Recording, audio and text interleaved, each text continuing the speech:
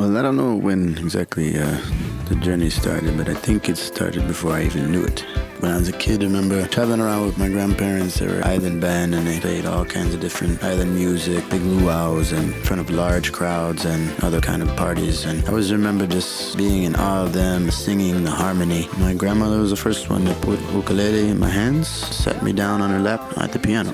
I was 3 years old then, and from that day forward, I knew that music would play a special part in my life. I felt like I was always kind of searching for something else to do. And even though I was always showing interest in music, but it wasn't until one day I saw my grandma had an old guitar in the garage there. I asked her, "Whose is that?" And she brought it down. That was it. I was off and going. Years later, I come back, put myself through a sound arts program at a college close to Oakland, California. I was able to record demos in some nice studios, and it was a really good experience just networking with people, like vibing with different people from different walks of creativity. Created a band, Hypnotic Vibrations, and it was like mostly like a hip-hop meets jazz meets soul meets reggae, kind of branded it as like a Bay Area all-inclusive kind of one love vibe kind of thing, and it worked well. We was able to open for a lot of different performers. You know, we opened up for Sublime with Rome and Joss Sun, Mystic Roots, Zion I, Bayonics, you know, the Tosh Marley Band, Native Elements, all these good local bands we had linked up with and DJs and able to play venues all over California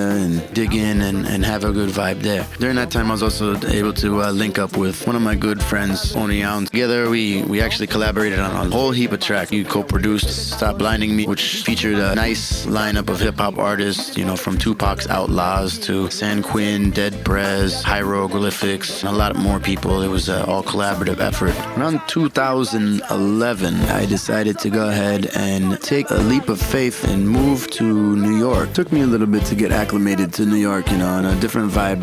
I was meeting people, there was opportunity all around, you know, interesting people, a different energy. And so I was able to hook up with a good solid crew. After writing a whole heap of new songs from being in New York, I wanted to get to a point to where we could play these live. I met JP, he talked about his group, the Brooklyn Sound Machine, came and checked them out, and it was a good vibe, you know. Their drummer was on the way out, so we had to pull resources together and find another drummer, and found some other good players to kind of complete the lineup. We just really wanted to come in strong with some good musicians that were able to shapeshift throughout different genres and able to represent the new Majesty and the new vibration to its full extent and to its full potential.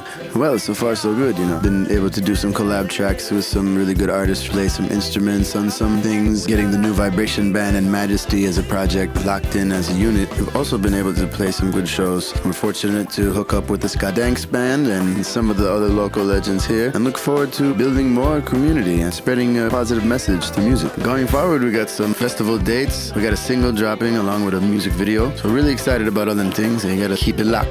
Enough things to come, yeah? Bless, bless, bless, bless, bless, bless.